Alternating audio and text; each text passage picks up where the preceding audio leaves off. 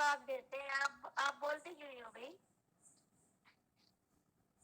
कौन सा जवाब? सब आप सब। हाँ जी। संदीप झा। पता नहीं मैंने लेफ्ट कर दिया होगा या तो।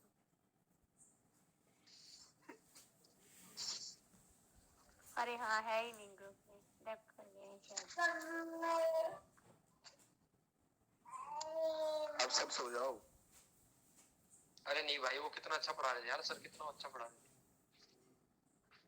पेपर ही तो करा दिया पूरा एक। अब हम आप किस चीज सभी का को वेट थोड़ी कर सी रहे हैं? व्यवधान हुई, उसके लिए क्षमा आगे प्रार्थी तक, हूँ। आगे तक।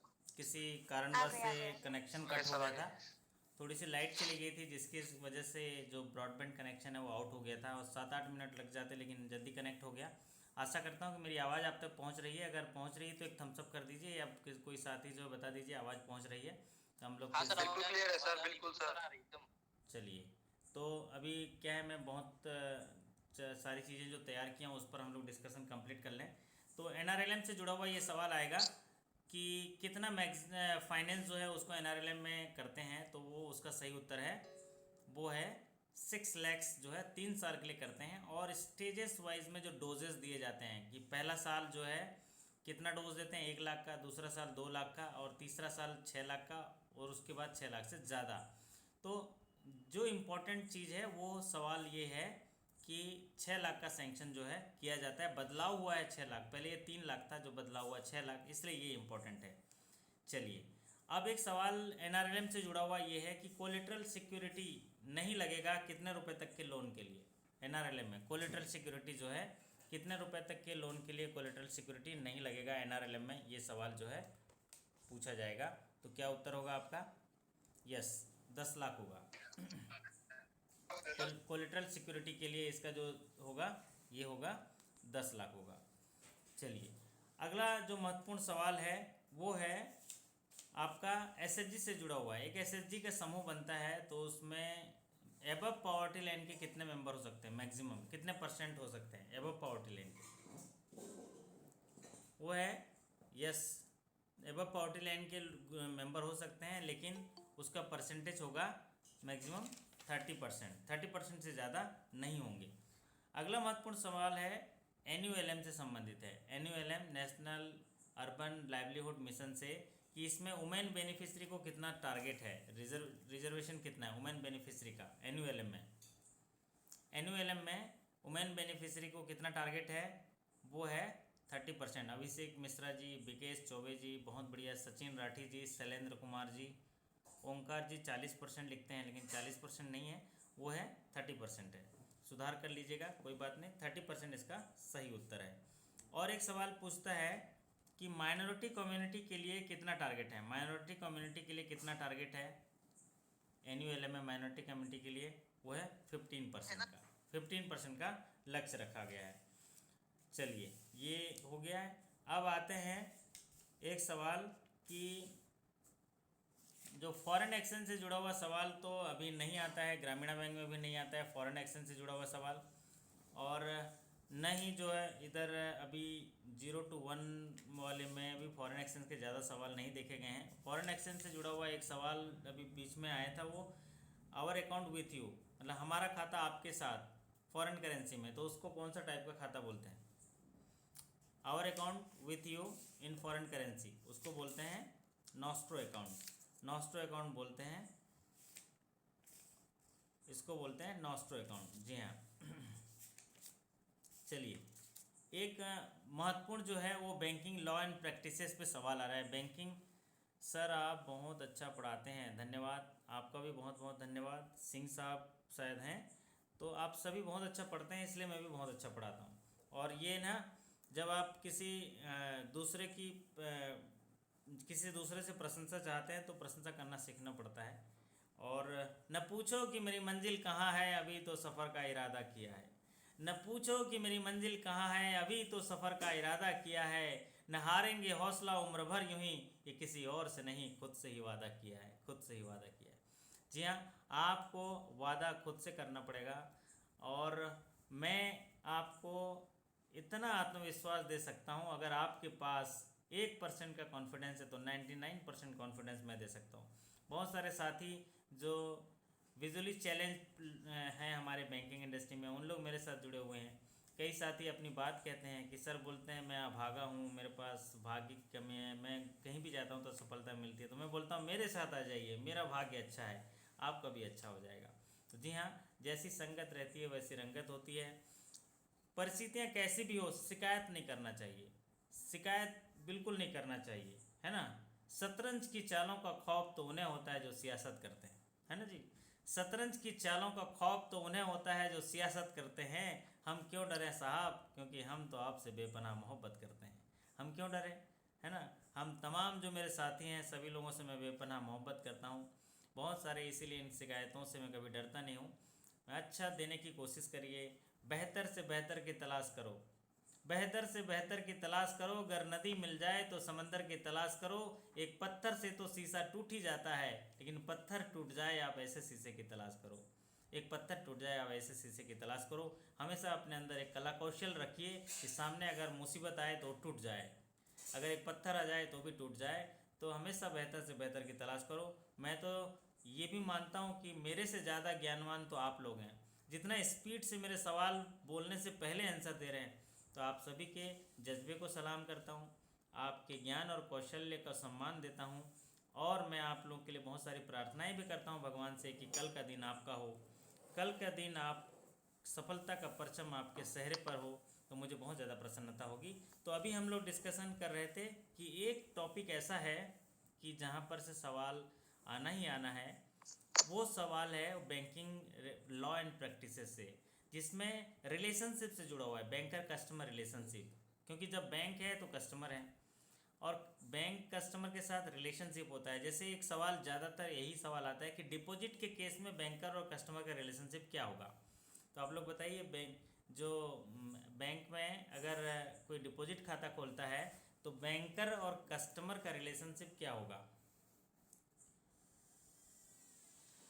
जी हाँ, यहाँ पर बहुत सही, जब डिपॉजिट खाता ओपन होता है तो बैंकर जो हो जाएगा वो देनदार हो जाएगा और कस्टमर लेनदार हो जाएगा। मतलब कस्टमर का पैसा हमारे पास जमा है तो हम डेटर हो जाएंगे और कस्टमर जो है क्रेडिटर हो जाएगा। एक सवाल जो पूछा जाता है वो गारनेसी ऑर्डर से जुड़ा हुआ पूछा जाता है कि अगर किसी खाते में गारनेसी ऑर्डर रिसीव हुआ तो बैंक और कस्टमर का रिलेशनशिप क्या हो जाता है। तो नॉर्मली अगर डिपॉजिट खाता है तो बैंक डेटर हो गया, कस्टमर क्रेडिटर हो गया।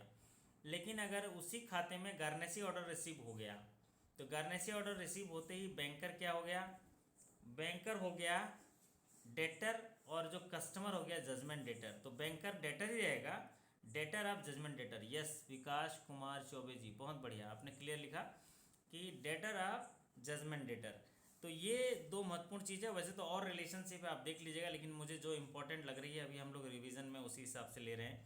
तो डेटर रहेगा डिपॉजिट के केस में और कस्टमर जो है क्रेडिटेड रहेगा, और लोन आ गया तो उसका उल्टा कर दीजिएगा।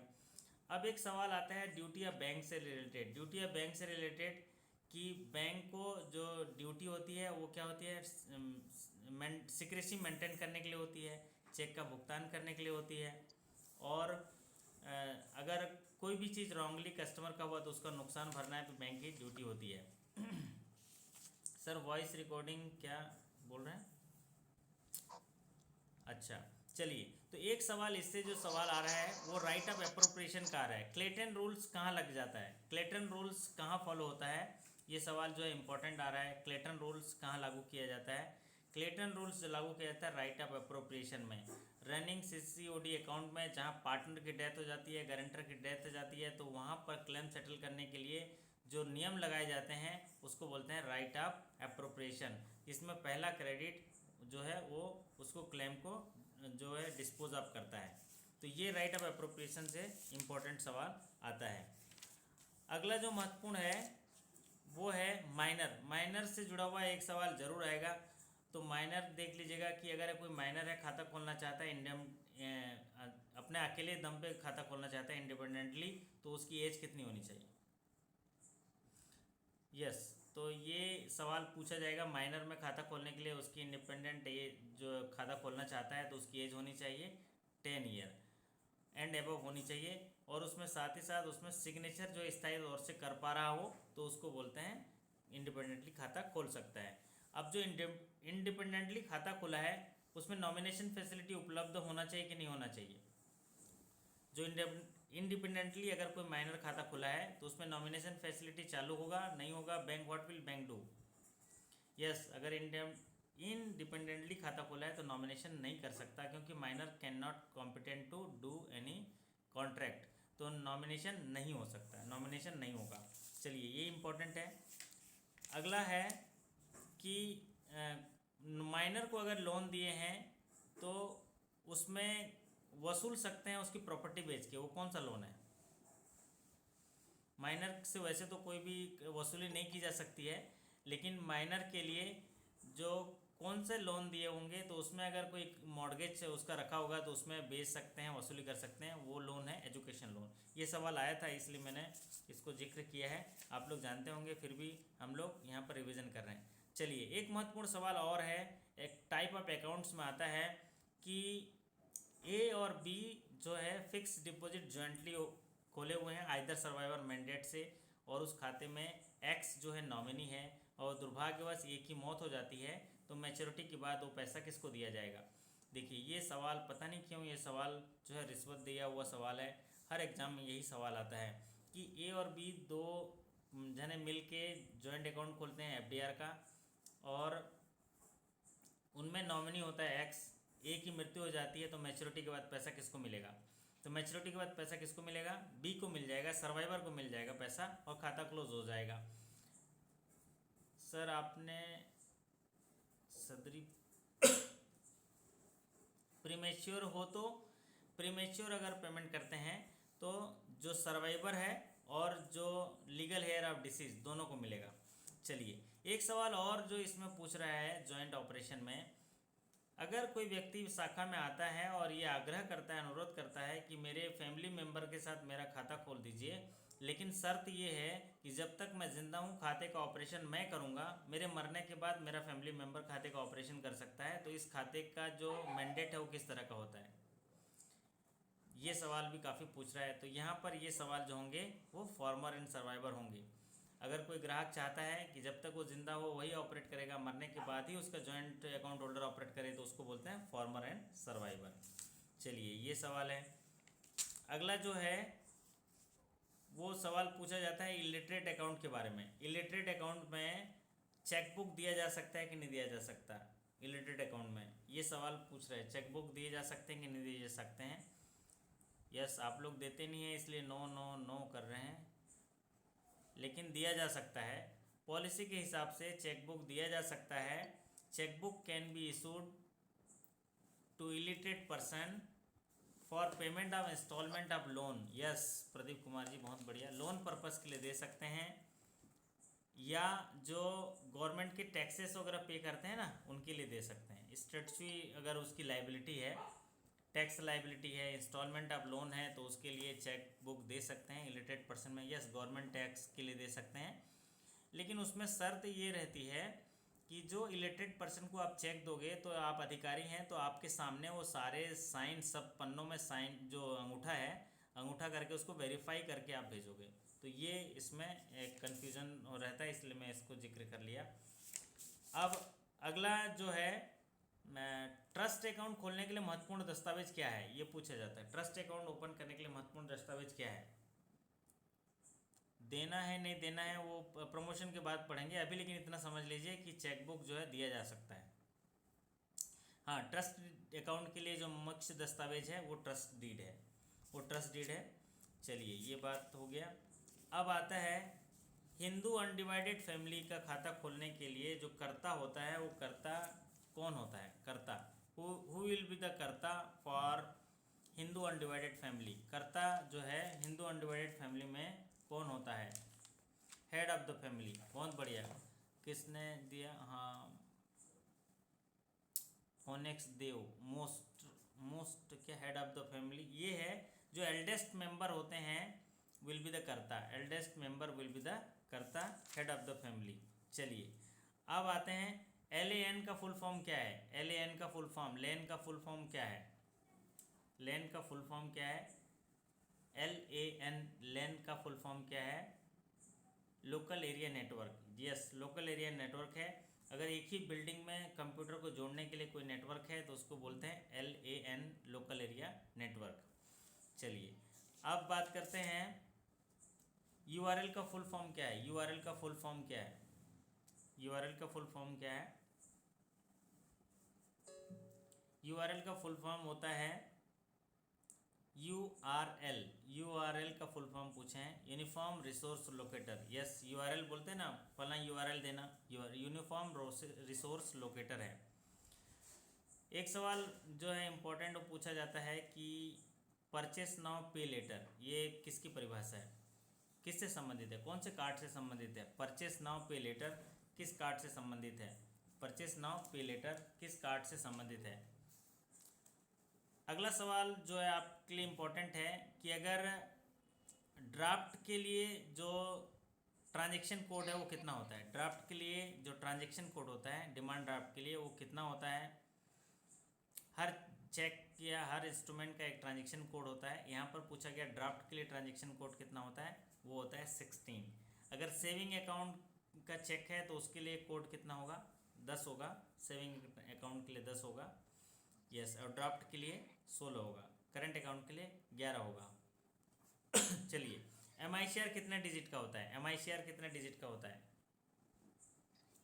MICR जो है कितने डिजिट का होता है? MICR में 9 डिजिट्स होते हैं। बहुत बढ़िया। MICR में 9 डिजिट होते हैं और पहला 3 डिजिट स्टेशन कोड दिखाता है, दूसरा 3 डिजिट बैंक कोड दिखाता है और तीसरा 3 डिजिट जो है ब्रांच कोड दिखाता है। तो MICR के 9 डिजिट होते हैं। चलिए अगली बात है IFSC में कितने जो हैं कोड होते हैं? IFSC में कितने कोड होते हैं? इसको इंडियन फाइनेंशियल सिस्टम कोड बोलते हैं। IFSC में कितने होते हैं? वो 11 डिजिट के होते हैं। वो होते हैं 11 डिजिट के। पहले 4 जो होते हैं वो बैंक कोड होते हैं, 5वां 0 होता है और आखिरी जो 6 होते हैं वो ब्रांच कोड होते हैं। तो ये जो टोटल क्या है 11 डिजिट होते हैं। चलिए अगला महत्वपूर्ण है, आशीष जी माइक, आपका माइक बंद कर दीजिए प्लीज़। अच्छा, अभी जो RTGS 24/7/365 डेज हुआ है, कौन से तारीख से इफेक्टिव हुआ है? RTGS को भारत सरकार रिजर्व बैंक ने 24/7 जो है लागू कर दिया और हर आधे घंटे में इनका जो है मतलब 24 आवर्स जो है इसको NEFT आधे घंटे में होता है, RTGS तो किसी भी समय हो सकता है। तो यहाँ पर कौन से तारीख से इसको लागू किया है? आशीष जी आपका माइक चालू है, बंद कर दीजिए। तो ये चालू हुआ है 14 दिसंबर 2020 से। बहुत बढ़िया। चलिए अब बात करते हैं brown label ATM। Brown label ATM के बारे में पूछता है कई बार ब्राउन लेबल कि ऐसे ATM जो कॉर्पोरेट ने स्टार्ट किए हैं लेकिन बैंक ऑपरेट कर रहा है तो उसको ब्राउन लेबल ATM करते हैं। कोई कंपनी जो है ATM को इंस्टॉल कर दिया लेकिन उसमें क्या सारा जो ऑपरेशन है अब बैंक वाले कर रहे हैं, बैंक स्टाफ कर रहे हैं, तो उसको ब्राउन लेबल ATM कहते हैं। और एक होता है जो कॉर्पोरेट इंस्टॉल करता है और कॉर्पोरेट ही चलाता है तो उसको बोलते हैं वाइट लेबल ATM। तो उसको बोलते हैं वाइट लेबल ATM। चलिए एक महत्वपूर्ण सवाल है फील्ड ATM ट्रांजैक्शन के बारे में है कि अगर कोई ATM में फेल्ड ट्रांजैक्शन हुआ तो कितने दिनों में वो रिवर्स हो जाने चाहिए? अगर ATM में फेल्ड ट्रांजैक्शन है तो वो कितने दिनों में रिवर्स हो जाने चाहिए? वो T+5 डेज में रिवर्स हो जाने चाहिए। बहुत बढ़िया, T+5 डे में रिवर्स हो जाने चाहिए। अगर ये T+5 है वो 5 वर्किंग डेज़ है, 5 वर्किंग डेज़ में होता है। और अगर इतने दिनों में वो रिवर्स नहीं हुआ तो 100 रुपीज़ पर डे कंपनसेशन मिलेगा। कंपनसेशन तभी मिलता है अगर वो ट्रांजैक्शन से 30 दिनों के अंदर अगर शिकायतकर्ता ने शिकायत कर दी तो कंपनसेशन मिलेगा। अगर 30 दिनों के बाद शिकायत करता है तो कंपनसेशन नहीं मिलेगा। अगर आधार में कोई ट्रांजैक्शन फेल हुआ आधार में, तो आधार में जो फेल ट्रांजैक्शन हुआ वो जो है कितने दिनों में क्रेडिट हो जाना चाहिए आधार में? तो आधार में जो फेल ट्रांजैक्शन हुआ वो भी T+5 डे में होना चाहिए। आधार से के साथ जो निकालते हैं T+5 वो भी T+5 डे में मिल जाना चाहिए। चलिए उसको बोलते हैं आधार में। और कार्ड टू कार्ड ट्रांसफ़र करते हैं तो वो 1 दिन होता है, लेकिन आधार वाला जो है वो T+5 डे होता है। सवाल नोट करके रखे रहिए, आखिरी में आपसे सवाल लूँगा। अभी हम लोग रिवीजन कर रहे हैं बहुत सारे टॉपिक जो है। अब आते हैं जो क्रेडिट पॉलिसी के तौर पे आरबीआई जो है मॉनेटरी कमेटी की जो बैठक होती है वो उसकी फ्रीक्वेंसी क्या है, मॉनेटरी कमेटी पॉलिसी जो है वो उनका फ्रीक्वेंसी क्या है, कब बैठते हैं, जो मॉनेटरी पॉलिसी कमेटी है वो कब बैठते हैं, वो बैठते हैं यस अभिषेक जी, राखी जी, प्रदीप, हाँ बाई मंथली, हर 2 महीने में बैठते हैं, मतलब साल भर में 6 बार बैठते हैं। मॉनेटरी कमेटी की जो बैठक होती है साल में 6 बार, तो हर दूसरे महीने बैठते हैं। अब इसमें 2 रिजर्व रेशियो होते हैं जिसको सीआरआर बोलते हैं, एसएलआर बोलते हैं, और 4 पॉलिसी रेट्स होते हैं जिसको repo rate, reverse repo rate, MSF, marginal standing facility और बैंक रेट बोलते हैं। तो अभी अगर हम बात करें कि सीआरआर की जो व्याख्या है cash reserve ratio, cash reserve ratio की व्याख्या है कौन से सेक्शन में है, कैश रिजर्व रेशियो की जो व्याख्या है कौन से उसमें सेक्शन में है कैश रिजर्व रेशियो की। तो कैश रिजर्व रेशियो जो है मेंटेन करना है बैंक को, वो कौन से सेक्शन में है, under section 42 of RBI act, under section 42 of RBI act, बहुत बढ़िया। और एसएलआर की व्याख्या कहाँ की गई है, कौन से सेक्शन में, एसएलआर की व्याख्या की गई है अंडर सेक्शन 24 ऑफ, नहीं ये आरबीआई एक्ट में सीआरआर है और यहाँ पर बैंकिंग रेगुलेशन एक्ट है, SLR banking regulation act under section 24। जी हाँ, ये 2 बहुत याद कर लीजिएगा। और एक इम्पॉर्टेंट सवाल है सीआरआर का कितना, कम से कम सीआरआर होना चाहिए, अधिकतम सीआरआर कितना, मिनिमम सीआरआर कितना, कैश रिजर्व रेशियो में मिनिमम कितना और अधिकतम कितना। नो फ्लोर लिमिट है, नो मिनिमम नो मैक्सिमम है सीआरआर में। और एसएलआर का मैक्सिमम कितना है, स्टैट्यूटरी लिक्विडिटी रेशियो का मैक्सिमम कितना है, स्टैट्यूटरी लिक्विडिटी रेशियो का मैक्सिमम है 40%। अगर करंट में पूछा जाए एसएलआर कितना है करंट में what is the current rate of SLR, what is the current rate of SLR, तो current rate of SLR is 18%। What is the current rate of CRR, what is the current rate of CRR, CRR is 3%, CRR is 3%, ये होगा 3%। What is the current rate of repo rate, repo rate current कितना है, repo rate current repo rate है, current repo rate कितना है, वो है 4% है, करंट रेपो रेट 4% है। और रिवर्स रेपो रेट कितना है, रिवर्स रेपो रेट है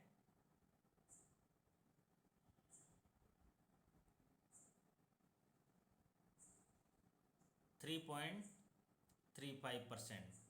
और अगर मार्जिनल स्टैंडिंग फैसिलिटी कितना है, मार्जिनल स्टैंडिंग जो फैसिलिटी का रेट है वो है 4.25%। अब इसको थोड़ा सा समझा देता हूँ, वैसे समझने की ज़रूरत नहीं है, लेकिन जो रेपो रेट होता है, रेपो रेट में गवर्नमेंट सिक्योरिटी के लेन देन के तहत उनको पैसा दिया जाता है, रिजर्व बैंक जो बैंकों को पैसा देती है और वो उस दर को बोलते हैं रेपो रेट। और रिवर्स रेपो रेट जब रिजर्व बैंक उसी सिक्योरिटी को ले लेती है उसको बोलते हैं रिवर्स रेपो रेट। अब आता है बैंक रेट, बैंकों को जिस दर से लोन दिया जाता है उसको बोलते हैं बैंक दर। और बैंकों को सडनली कुछ आवश्यकता पड़ जाती है, ओवरनाइट फैसिलिटी के लिए ज़रूरत पड़ जाती है, उसको बोलते हैं मार्जिनल स्टैंडिंग फैसिलिटी रेट बोलते हैं, वो एमएसएफ बोलते हैं। अगर बहुत कम समय के लिए किया जाता है तो वो एमएसएफ करते हैं, ये इंपॉर्टेंट है। अब ये आता है कि जो डायरेक्टर को लोन दिए जाते हैं तो उसमें पूछा जाता है कि कितने रुपए तक के लोन जो है, कौन से जो लोन है डायरेक्टर को जो लोन देते हैं वो किस में मिलता है। एलआईसी के अगेंस्ट अगर लोन है तो डायरेक्टर को मिलेगा। और 25 लाख से ऊपर जो लोन है वो करना है तो बोर्ड ऑफ डायरेक्टर से उन्हें परमिशन की ज़रूरत होती है। एलआईसी के अगेंस्ट मिल सकता है, इसको एक बार रिवीजन देख लीजिएगा। और एक है अगर शेयर के अगेंस्ट लोन देना है तो शेयर के अगेंस्ट लोन है तो मार्जिन कितना है, अगर वो डीमेट फॉर्म में है तो मैक्सिमम लोन कितना होगा। शेयर के अगेंस्ट लोन अगर डीमेट फॉर्म में है तो कितना होगा, शेयर के अगेंस्ट डीमेट फॉर्म में है तो लोन होगा 20% और मार्जिन कितना होगा वो होगा 25%, मार्जिन होगा 25%। ये जो है कैपिटल मार्केट एक्सपोजर के तहत है।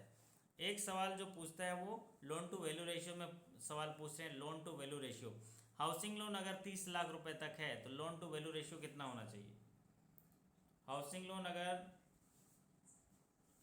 लोन अप टू 30 लैक्स है तो loan to value ratio, loan to value ratio क्या होता है कि अगर कोई घर खरीद रहा है, घर का कॉस्ट अगर जितना है, घर का जो कॉस्ट है और उसके अगेंस्ट जो लोन दिए हैं, लोन को ऊपर रख देंगे लोन और नीचे घर का वैल्यू लिख लेंगे, तो जो परसेंटेज आएगा वो लोन टू वैल्यू रेशियो आता है। जैसे उदाहरण के तौर पे अगर कोई 20 लाख रुपए का घर खरीद रहा है तो हम कितना लोन करते हैं?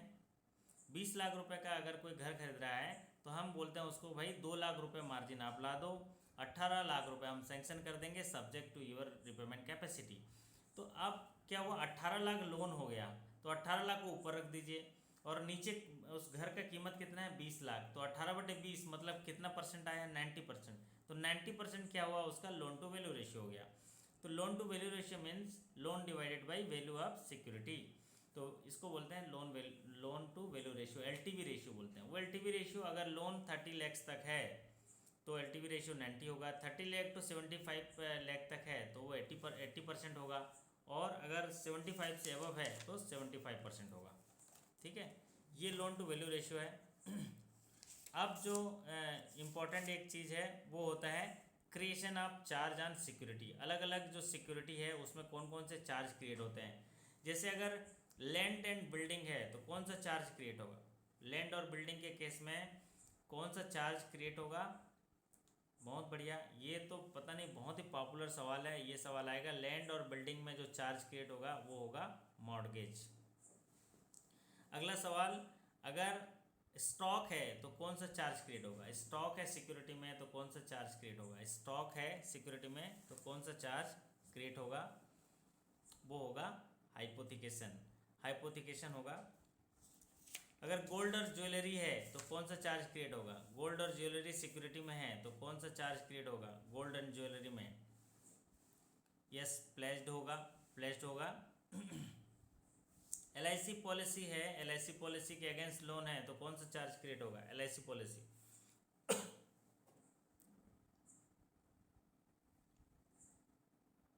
जी हाँ, LIC पॉलिसी के अगेंस्ट अगर लोन है तो उसमें जो चार्ज क्रिएट होगा वो होगा असाइनमेंट फिक्स डिपॉजिट FDR है तो उसके अगेंस्ट कौन सा चार्ज क्रिएट होगा? FDR है तो कौन सा चार्ज क्रिएट होगा? FDR में होगा असाइनमेंट, उसमें भी असाइनमेंट होगा।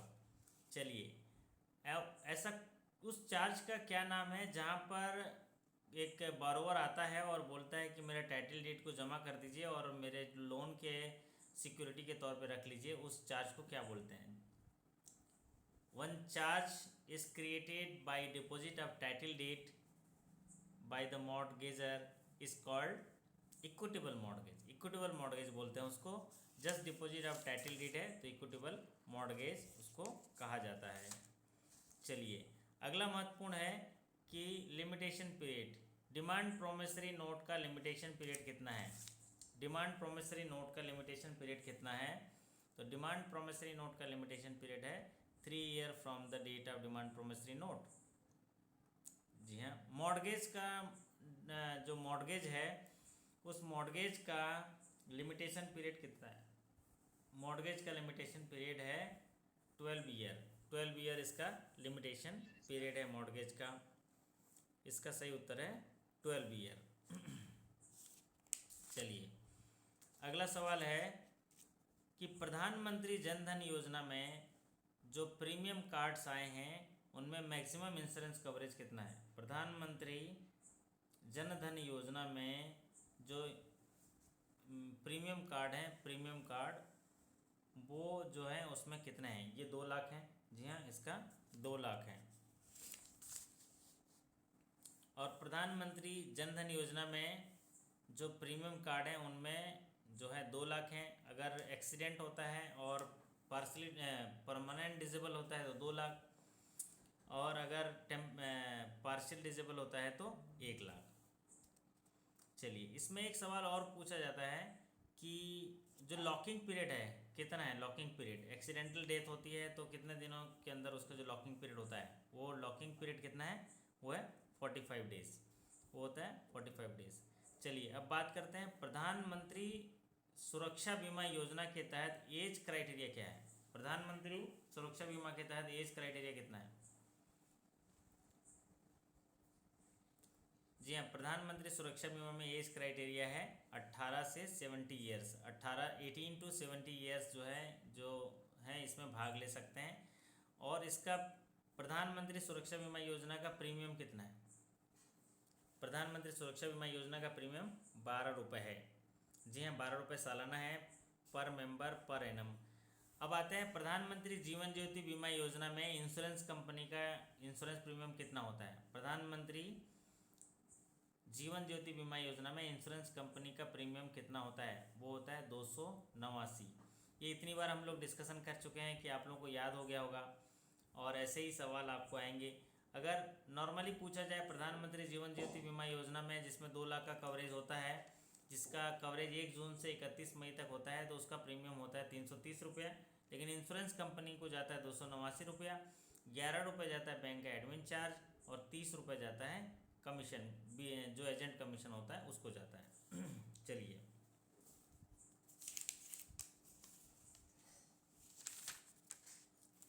अगला आता है मुद्रा योजना। मुद्रा योजना में किशोर मुद्रा लोन के लिए मिनिमम जो लोन है वो कितना होना चाहिए। मिनिमम लोन किशोर मुद्रा योजना में कितना है, तो ये होगा 50,000 एक। अगर 50,000 करेंगे तो वो शिशु में सब गलत हो जाएगा, तो इसका सही उत्तर होगा 50,000 एक से लेके 5 लाख। मिनिमम 50,000 एक होना चाहिए, मैक्सिमम जो है 5 लाख होना चाहिए। तो मिनिमम 50,000 एक और मैक्सिमम 5 लाख है, तो वो कहलाएंगे किशोर क्राइटेरिया में, और 50,000 तक कहलाएंगे शिशु क्राइटेरिया में, और 5 लाख से ऊपर 5 लाख एक से लेके 10 लाख तक जो कहलाएंगे वो होंगे तरुण में। तो यहाँ सवाल में पूछा था किशोर में मिनिमम लोन कितना होना चाहिए, तो 50,000 एक इसका सही उत्तर है। अगला है स्टैंड अप इंडिया में मैक्सिमम फाइनेंस कितना है। स्टैंड अप इंडिया में मैक्सिमम फाइनेंस कितना है। स्टैंड अप इंडिया में वो है 1 करोड़। मिनिमम 10 जो स्टैंड अप इंडिया में जो एंटरप्रेन्योर को प्रमोट करते हैं, टारगेट है ST SC और वुमेन कैटेगरी के लिए, और इसमें मिनिमम जो है 10 लाख, मैक्सिमम जो है 1 करोड़। इसमें मार्जिन जो है 25% का मार्जिन होता है। रिपेमेंट पीरियड इसका 7 साल का होता है, और इसमें गारंटी जो उपलब्ध होती है स्टैंड अप इंडिया में, वो national credit guarantee trust company होता है, NCGTC के माध्यम से, NCGTC के माध्यम से होता है।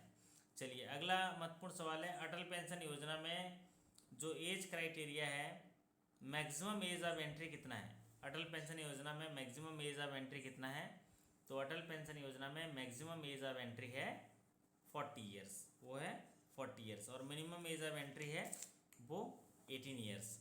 और अटल पेंशन योजना में मिनिमम पीरियड फॉर सब्सक्रिप्शन कितना है। अटल पेंशन योजना में मिनिमम पीरियड फॉर सब्सक्रिप्शन कितना है। अटल पेंशन योजना में मिनिमम पीरियड फॉर सब्सक्रिप्शन कितना है, वो है 20 years. Minimum subscription should be 20 years. और पेंशन में 1,000, 2,000, 3,000, 4,000, 5,000 के टर्म्स में होता है, सब्जेक्ट टू उनके सब्सक्रिप्शन।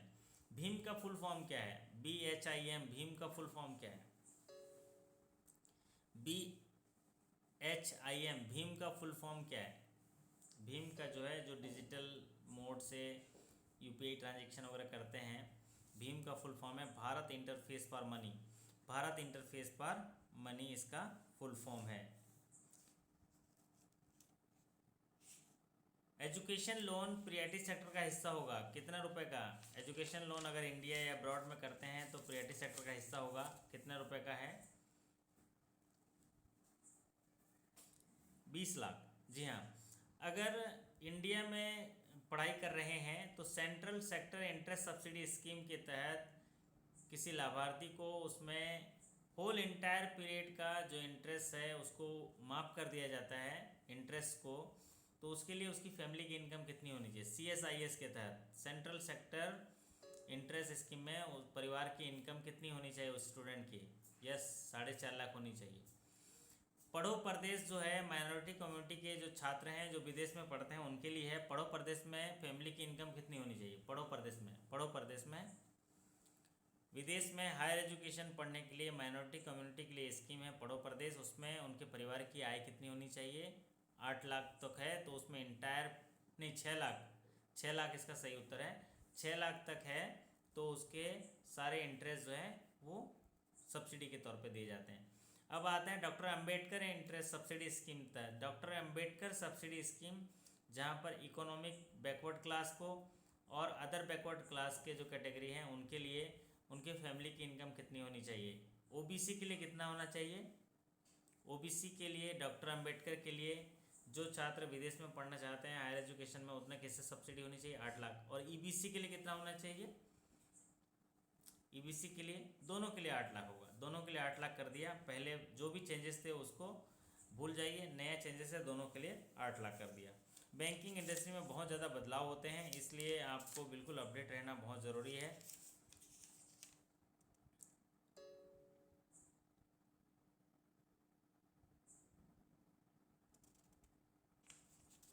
चलिए, अगर एक व्यक्ति जो है बिना विल लिखे मर जाता है तो उसको डेड इंटेस्टेड बोलते हैं। और वसीयत के केस में जो कोर्ट से आदेश होता है उसको क्या बोलते हैं? वसीयत अगर है, अगर एक व्यक्ति की मृत्यु हो जाती है तो अगर वो वसीयत लिखकर मृत्यु हुई तो उसको डाइड टेस्टेड बोलते हैं।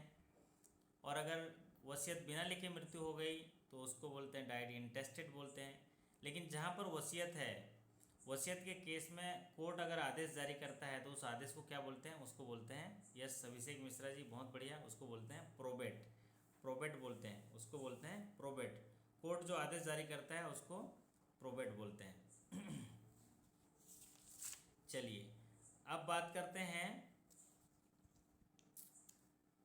गारंटी की। अगर कोई गारंटर है किसी प्राइमरी बोरोवर का पैसा चुकता कर देता है, उसको पटा देता है, तो उसके पास एक अधिकार आ जाता है। उस अधिकार को क्या बोलते हैं? उसको बोलते हैं right of subrogation. Right of subrogation बोलते हैं। अगर कोई गारंटर है वो पैसा पे कर देता है बोरोवर का तो उसको बोलते हैं राइट ऑफ सब्रोगेशन। चलिए, अब बात करते हैं ऐसी लायबिलिटी जो पैदा हो भी सकती है, पैदा नहीं भी हो सकती है, जैसे बैंक गारंटी है, लेटर ऑफ क्रेडिट है। इनको कौन सी लायबिलिटी माना जाता है? कौन सी लायबिलिटी माना जाता है? Bank guarantee, letter of credit है जहाँ पर बैंक इशू करते हैं व्यापारियों के नाम से बिजनेस को बढ़ावा देने के लिए, उनमें स्थिरता लाने के लिए, उसमें मजबूती लाने के लिए। तो वहाँ पर जो देयताएँ होती हैं उसको बोलते हैं contingent liability. Contingent liability. Deferred payment guarantee और टर्म लोन में क्या अंतर है? डिफर्ड पेमेंट गारंटी और टर्म लोन में क्या अंतर है? डिफर्ड पेमेंट गारंटी और टर्म लोन में क्या अंतर है? अब उसमें फंड का लेआउट होता है, फंड लेआउट होता है। डिफर्ड पेमेंट गारंटी जो है एक टाइप ऑफ फाइनेंशियल गारंटी है और जैसे जैसे वो मशीन के किस्तों को पटा जाता है उसको जो है जारी किया जाता है, तो लेआउट आउटले ऑफ फंड का डिफरेंस होता है। चलिए, अब बात करेंगे हम गार्नेसी ऑर्डर। गार्नेसी ऑर्डर जब इशू होता है तो उसमें गार्नेसी किसे कहा जाता है? गार्नेसी ऑर्डर में गार्नेसी किसे कहा जाता है? बैंक को कहा जाता है गार्नेसी। गार्नेसी ऑर्डर जो है इसमें जो गार्नेसी है वो है बैंक को है। यो यो यो यो यो हनी बाबू बंद करो अपना माइक। अच्छा, गाना सुना रहे हैं, देखो भैया मनोरंजन भी ज़रूरी है। जब वसूलों पे आँच आए तो टकराना ज़रूरी है और अगर जिंदा हो तो फिर जिंदा नज़र आना ज़रूरी है। माइक बंद कर दो भाई। यस, गाना या तो गाना ही सुन लो, है ना, वही ठीक है। गाना सुनेंगे हम लोग भी गाना सुनेंगे, शानदार तरीके से सुनेंगे। एक बार ऑफिसर बन जाएं, एक बार मैनेजर बन जाएं, उसके बाद सुनते रहेंगे ना। मुझे भी बुलाना है यार, मेरे को भी इच्छा होती है गाना वाना सुनने की, है ना। तो आप लोग सफल होइए। अभी थोड़ा म्यूट कर लीजिए। यो यो हनी सिंह, उनका नाम यो यो ही आ रहा है। चलिए बंद कर दो भाई, मेरी आवाज़ अब तक पहुंच रही। तो यहाँ पर सवाल आ रहा था गार्नेसी ऑर्डर से जुड़ा हुआ। गार्नेसी ऑर्डर जो है एक महत्वपूर्ण सवाल ये पूछा जाता है कि गार्नेसी ऑर्डर किस पे नहीं लगता है। तो गार्नेसी ऑर्डर किस पर नहीं लगता है, अगर ऐसा सवाल पूछा गया तो आप उसका उत्तर दीजिएगा। जो बैंक में सीसीओडी लिमिट सेंक्शन होता है, तो सीसीओडी लिमिट सेंक्शन होता है तो उसका जो बैलेंस बचा हुआ है उनके बैलेंस पर नहीं लगता है, और सेम नेम सेम कैपेसिटी पे लगता है। अगर जॉइंट अकाउंट है तो उस पर नहीं लगेगा। चलिए ये हुआ गार्नेसी ऑर्डर से। और आता है, अगर गार्नेसी ऑर्डर और अटैचमेंट ऑर्डर दोनों एक साथ आए तो आप किसको पहले कंप्लाई करेंगे? हेलो। हाँ जी, हेलो, बोलिए। नहीं ठीक है सर, पढ़ाइए। अच्छा, चलिए तो आप माइक बंद कर दीजिए, है ना। आपका धन्यवाद, माइक बंद कर दीजिए, आप सुनिए, है ना। चलिए, तो ये बोल रहे थे कि अगर गार्नेसी ऑर्डर और अटैचमेंट ऑर्डर दोनों एक साथ आते हैं तो फिर वो अटैचमेंट ऑर्डर जो है वो पहले कंप्लाई होना चाहिए। अगर गार्नेसी ऑर्डर में कोई अमाउंट मेंशन नहीं है तो what bank will do? Garnishee order आ गया लेकिन उसमें कोई राशि नहीं लिखी गई है, तो क्या होगा? खाते में जितना अवेलेबल बैलेंस है, full amount, entire balance will be attached, entire balance will be attached, ठीक है। और अगर अटैचमेंट ऑर्डर में अगर अमाउंट नहीं लिखा गया, अटैचमेंट ऑर्डर आ गया तो क्या होगा? अटैचमेंट ऑर्डर आ गया, उसमें अमाउंट नहीं लिखा है तो इनवैलिड हो जाएगा, वो अटैचमेंट ऑर्डर वो लागू नहीं होगा, ठीक है। और गार्नेसी ऑर्डर जॉइंट अकाउंट पे नहीं लगता, लेकिन ये अटैचमेंट ऑर्डर जॉइंट अकाउंट पे भी लग जाता है, प्रोरेटा बेस पे, प्रोरेटा बेस पे लग जाता है। चलिए, अगला महत्वपूर्ण जो चीज़ है वो हम बात करते हैं, वो है आपके इंटरनल सर्कुलर से जुड़ा हुआ। एक आते हैं वो उसमें से जुड़ा हुआ आता है, रिस्क मैनेजमेंट से जुड़ा हुआ आता है।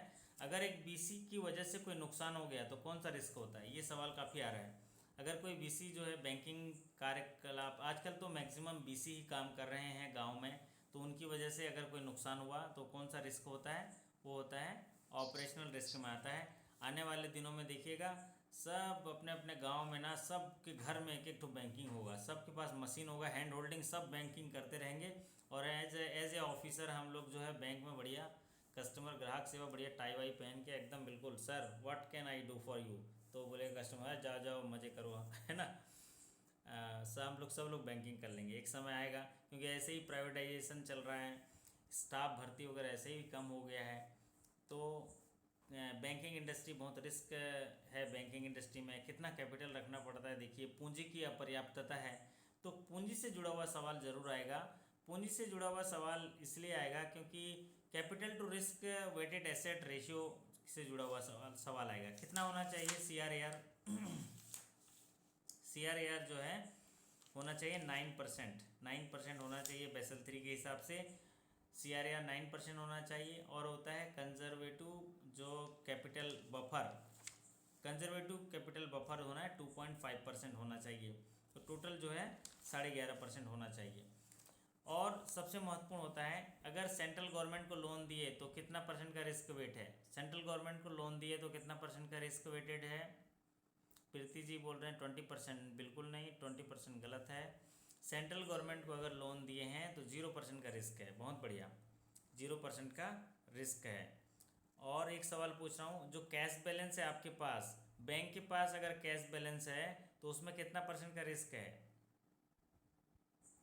बैंक के पास जो कैश बैलेंस है उसमें कितना परसेंट का रिस्क है? बैंक के पास जो कैश है उसमें 0% का रिस्क है, लेकिन दूसरे बैंक के पास जो कैश है उसमें रिस्क होता है 20% का, उसमें 20% का रिस्क होता है। अब अगला है कि अगर स्टेट गवर्नमेंट को लोन दिए तो कितना परसेंट का रिस्क है? स्टेट गवर्नमेंट को लोन दिए तो कितना परसेंट का रिस्क है?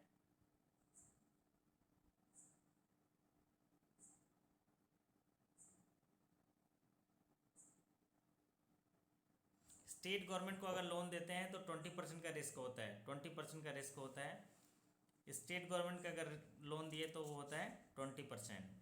चलिए, अगर स्टाफ को लोन है, स्टाफ को लोन है तो कितने परसेंट का रिस्क है? स्टाफ को लोन है तो,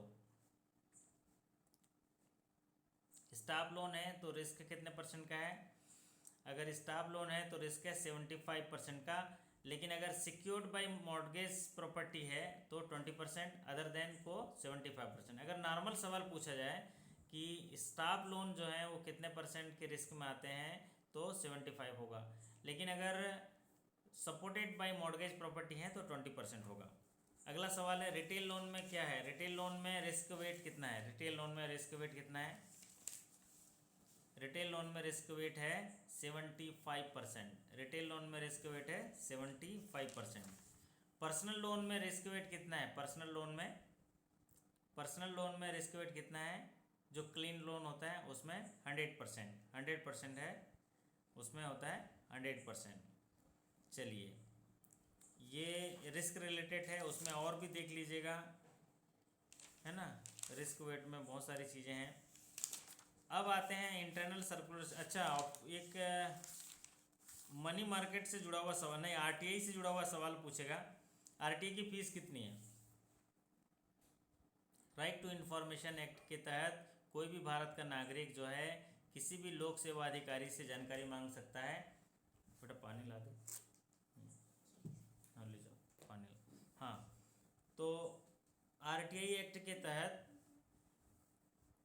10 रुपये की फ़ीस दे सकते हैं। अगर ग्राहक जो है, हितग्राही जो है वो बिलो पॉवर्टी लाइन है तो जीरो, बिलो पॉवर्टी लाइन है तो वो जीरो होगा। चलिए, और अगर अदरवाइज नॉर्मल 10 रुपये। इन्फॉर्मेशन कितने दिनों में दी जानी चाहिए आरटीआई में? Information should be given within how many days? 30 days में इन्फॉर्मेशन देनी चाहिए। Yes, very good. और if information is related to life and liberty then information should be given in how many times? If information is related to life and liberty then information should be given in how many times? 48 hours. 48 hours में इसका information होनी चाहिए। 48 hours में इसका information होनी चाहिए। बहुत बढ़िया। मैक्सिमम पेनल्टी कितना है? अगर इन्फॉर्मेशन नहीं दिए तो मैक्सिमम पेनल्टी कितना होना चाहिए? मैक्सिमम पेनल्टी शुड बी,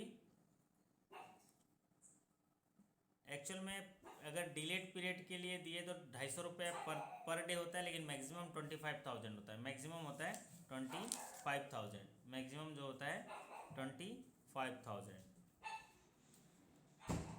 एक सवाल पूछ रहा है कि providing banking facility to poor person at affordable cost. Providing banking facility to poor person at affordable cost, इसको क्या बोलते हैं? ये सवाल पूछ रहा है। हम लोग वही काम तो करते हैं, जो सवाल पूछ रहे हैं वही काम कर रहे हैं, लेकिन सवाल ऐसे पूछ रहा है।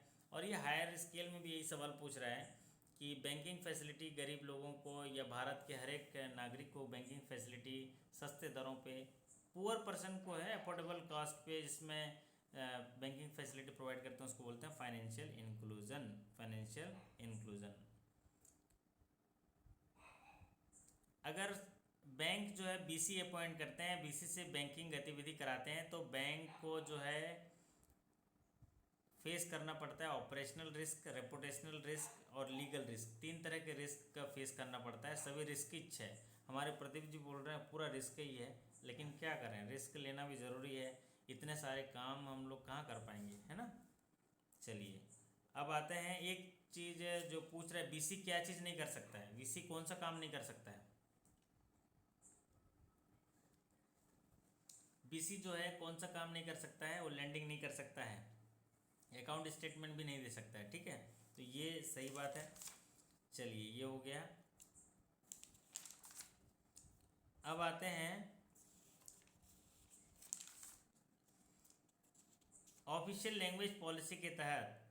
ऑफिशियल लैंग्वेज पॉलिसी के तहत पंजाब जो है, पंजाब कौन से कैटेगरी में आता है? कौन से क्षेत्र में आता है? क क्षेत्र, ख क्षेत्र, ग क्षेत्र? पंजाब, पंजाब। यस मनीष जी, बहुत बढ़िया। पंजाब जो है ख क्षेत्र में आता है। पंजाब, पंजाबी भाषा बोली जाती है ना वहाँ पर, पंजाब जो है। तो ऑफिशियल लैंग्वेज पॉलिसी के अनुसार हिंदी में प्राप्त जो पत्र हैं उनका जवाब कितने % हिंदी में ही दिया जाना चाहिए? ऑफिशियल लैंग्वेज पॉलिसी के तहत हिंदी में मिले पत्रों का जवाब कितना % उसका रिप्लाई हिंदी में करना है? वो है 100%। हिंदी की जो बैठक होती है, हिंदी कार्यान्वयन समिति की बैठक होती है, उसकी फ्रीक्वेंसी क्या है?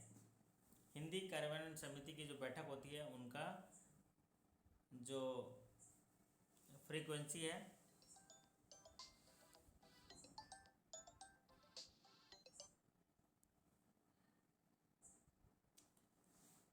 3 मंथ्स है, क्वार्टरली होती है, हिंदी की बैठक जो होती है वो क्वार्टरली होती है।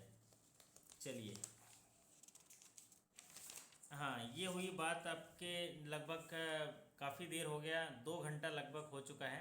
तो 2 घंटे में मैं आप लोगों को बहुत सारी चीज़ें रिवीजन के लिए दिया हूँ, जिसमें एक पूरे बैंकिंग जो जनरल बैंकिंग का पूरा एरिया होता है उसको कवर करने की कोशिश की है।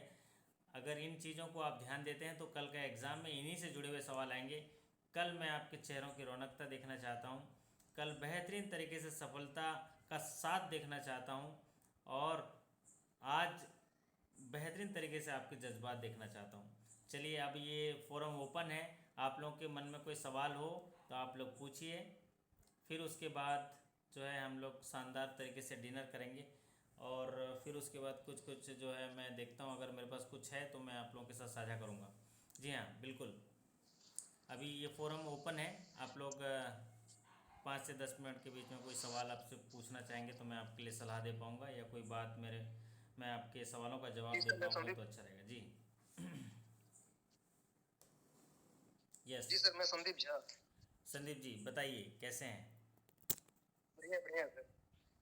बढ़िया हैं, ओके, वेरी नाइस। बताइए। बीएसबीडी अकाउंट और ये स्मॉल अकाउंट के सर अंतर बता दीजिए sir. Basic saving bank deposit account 2 तरह के होते हैं, एक होते हैं विदाउट केवाईसी और एक होते हैं विथ केवाईसी। ठीक है, बेसिक सेविंग बैंक डिपॉजिट में क्या होते हैं, उसके फैसिलिटी के तहत बहुत सारी सुविधाएं जो होती हैं, वो बहुत सारी सुविधाएं कम सस्ते दरों पे मिलती है basic saving bank deposit account में, है ना। इसीलिए उसमें 2 कैटेगरी है, जिसमें केवाईसी नहीं है वो स्मॉल हो गया, जिसमें केवाईसी है वो बेसिक सेविंग डिपॉजिट हो गया, है ना। उतने। हाँ नमस्कार सर। नमस्ते जी। हाँ मनीष तिवारी सर। तिवारी जी बताइए, आपकी जय हो। सर ये पूछ रहे थे कि जैसे आपने बताया कि गारनेसी ऑर्डर ज्वाइंट अकाउंट पे नहीं लगता है, तो वो तो ज्वाइंट अकाउंट में जहाँ तक हम सर कहीं पढ़े हैं कि उसके जो प्रोपोर्शन है उसमें लगता है, वो अटैचमेंट ऑर्डर में लगता है, अटैचमेंट में। Okay, thank you sir, thank you. ये कह रहे थे सर, अभी कितने देर बाद फिर क्लास चालू करेंगे? कितनी देर बाद? ये परिस्थितियों पे डिपेंड करेगा, है ना। मेरे अंदर ऊर्जा आ गई तो तुरंत आ जाऊंगा, नहीं तो खाने के लिए बुला रहे हैं। ठीक है, तो अभी कितना बजा है? 1 घंटा मान के चलें। 1 घंटा? ठीक है। 1 घंटे का ब्रेक कितना तो बनता है ना, इतना बनता है ना। अच्छा सर, ये जो गारनेसी ऑर्डर है, सर वीडियो पर नहीं बनाएंगे? हाँ जी, क्या बोल रहे हैं? प्रधानमंत्री श्रम योगी मानधन योजना। हाँ हाँ ये सर क्या इम्पोर्टेंट चीज है बैंकिंग पार्ट में?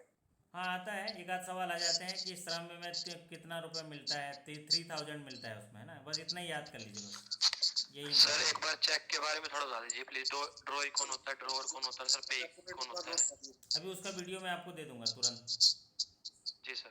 चेक से रिलेटेड इंपॉर्टेंट क्वेश्चन का एक वीडियो दे रहा हूँ अभी, ग्रुप में मतलब इंडिविजुअल में दे दूंगा। चेक से रिलेटेड सही सवाल कौन सा आती है, चेक के बारे में पूछा, नाम बताइए। अमित सर, अमित जी, हाँ अमित जी, आप मेरे से छूट गया था। चेक से रिलेटेड ना 4 सवाल आते हैं। तो एक तो आता है जनरल क्रॉसिंग के बारे में, किसी चेक के सरफेस में अगर 2 पैरेलल लाइन डाल दें तो उसको जनरल क्रॉसिंग। एक आता है स्पेशल क्रॉसिंग, 2 पैरेलल लाइन के बीच में अगर बैंक का नाम लिख दी तो स्पेशल चेक हो जाता है। एक आता है इंडोर्समेंट के लिए, चेक के पीछे अगर किसी का नाम लिख दिया जाए और साइन कर दिया जाए तो इंडोर्समेंट कहलाता है। और चेक के लिए जो इम्पोर्टेंट चौथा सवाल आता है वो मटेरियल अल्ट्रेशन का आ रहा है, मटेरियल अल्ट्रेशन किसे कहा जाता है। ठीक है, तो चेक से जुड़ा हुआ 4 सवाल जरूर आएगा, और इम्पोर्टेंट एब्रीवेशन भी जरूर आएगा। तो एब्रीवेशन भी अभी आपको ग्रुप में दे रहा हूँ, अभी दूंगा मैं। ठीक है, तो आप सर चेक से क्वेश्चन है। हाँ चेक से क्वेश्चन है सर। हाँ अगर इम्पॉसिबल डेट हो तो उसको कब पेमेंट करेंगे? इम्पॉसिबल डेट है तो उसके सेंस के आधार पर मान लीजिए 31 फरवरी है, कब पेमेंट करोगे बताइए, आप ही लोग बताइए। 28 फरवरी। 28 फरवरी या 3 मंथ। हाँ ठीक है, 28 फरवरी को करेंगे या उसके बाद जो है उसकी वैलिडिटी तक। अच्छा सर, एक जो गारनेसी ऑर्डर है वो सीसीओडी में जो क्रेडिट बैलेंस है उस पे तो लगेगा ना? नहीं लगेगा, वही चीज तो बोल रहा हूँ, क्यों लगेगा? क्रेडिट बैलेंस पे लगेगा, अगर सीसीओडी में क्रेडिट बैलेंस है तो उस पर लगेगा, लेकिन उसके अवेलेबल बैलेंस जो सीसी में अवेलेबल बैलेंस दिखा रहा है उस पर नहीं लगेगा। लेकिन अगर उसमें जमा है, सपोज 5 लाख का लिमिट है लेकिन उसमें क्रेडिट बैलेंस है तो लगेगा। और रेपो रेट बढ़ेगा तो क्या होगा सर? हाँ जी, अगर रेपो रेट इंक्रीज कर दिया जाए तो फिर इकोनॉमी पे क्या इफेक्ट होगी? क्या इंक्रीज कर दिया जाए? रेपो रेट को अगर इंक्रीज कर दिया जाए तो फिर क्या होगा सर? रेपो रेट अगर इंक्रीज कर दिया जाए तो पैसा जो है मार्केट में कम हो जाएगा, और रेपो रेट कम कर दिया जाए तो मार्केट में पैसा ज़्यादा। रेपो रेट कम हो रहा है मतलब मार्केट में पैसा ज़्यादा आएगा, ठीक है। पैसा को सोखना है तो रेपो रेट बढ़ा दो, पैसा को फैलाना है तो रेपो रेट कम कर दो। बाजार में क्या चाहते हो, बाजार से पैसा सोखना चाहते हो कि बाजार में फेंकना चाहते हो, इसके आधार पर है। चलिए और बताइए सर, एक डीडी से रिलेटेड क्वेश्चन है। हाँ, तो कहीं आपका वीडियो देख रहे थे, देखिए तो उसमें सर था कि 1 लाख में पेमेंट कर सकते हैं, ऐसा कुछ था? 1 लाख रुपए तो ऐसा कुछ नहीं था डीडी में। सर हम देखें 1 लाख रुपए का ऐसा कुछ नहीं था। हम सर व्हाट्सएप कर देंगे कल आपको। हाँ, व्हाट्सएप कर दीजिए तो अच्छा रहेगा। डोर स्टेप बैंकिंग में टर्न अराउंड टाइम क्या है सर?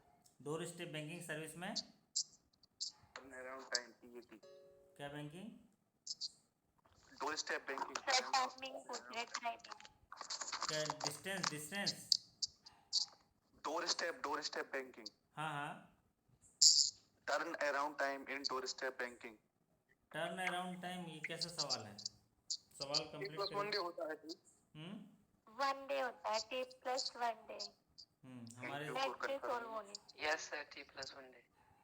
क्या टर्न डोर स्टेप बैंकिंग मतलब इनका कहना ये है कि अगर आज कोई रिक्वेस्ट करता है तो कितने दिनों में पूरा हो जाना चाहिए, यही है ना? हाँ जी सर, यही करना। हाँ, तो 1 डे है, 1 डे।